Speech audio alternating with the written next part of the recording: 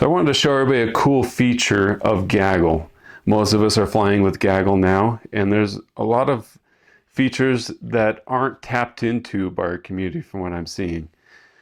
When you first download Gaggle, you get a trial version which unlocks most of the features for a couple of flights, and then it defaults you to the free plan, which is the Wingman plan, which is a really stripped down version of what's possible. There are two paid tiers above that, the frequent flyer and the adventurer plan. There are just a couple of bucks per month, or you save if you pay per year. But in both of the paid plans, you get access to Airspaces, which I'm going to highlight today. Jumping over to Gaggle, this is your home screen when you first open the app. Come down to Explore, then Airspaces. This will show every airspace that you have installed. This map up top, if you select it, you can scroll and view the map and see the airspaces and additional information. So in the center of the screen, there's this little square icon. That's your cursor. Here I'm hovering over the Hill Air Force Base Class D airspace that goes from the ground to 7,800 feet, but there's multiple airspaces stacked here. So I can swipe across the bottom, and now I can see the airspace that's above it, which is Salt Lake International's Class B airspace, which goes from the top of hills up to 12,000 feet.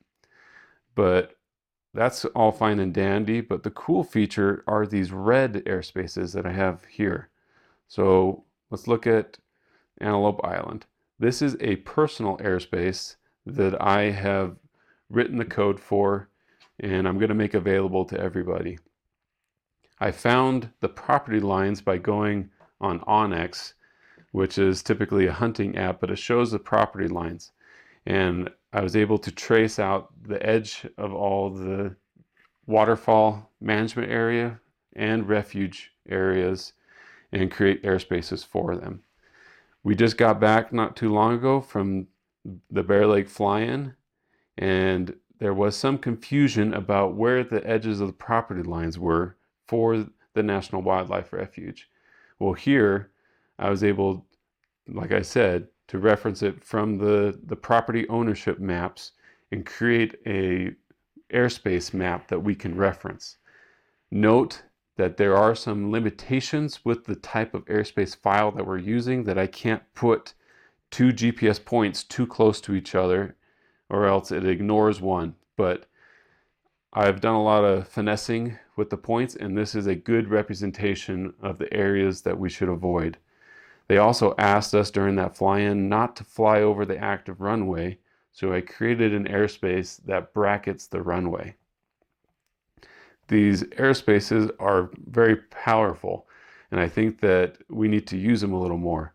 Another case where you could use a personal airspace is, say you had a property owner that has asked you not to fly over their property, or if there's other sensitive areas that we need to be avoiding. One such property is found here near Willard. There is an elk farm not far off of the highway, and I've been in contact with the owner, and he doesn't mind us flying over as long as we don't spook his animals. So I created an airspace that is just around his property and where his elk are going to be. That way, if I ever fly in this area, I know where it is and how to avoid it. All these airspaces, I've arbitrarily selected 1,000 feet above ground as the upper limit. But when you're drafting up your airspace, you can change that. So I'm going to show you how to upload these airspaces now. So here, this first section shows all your installed airspaces.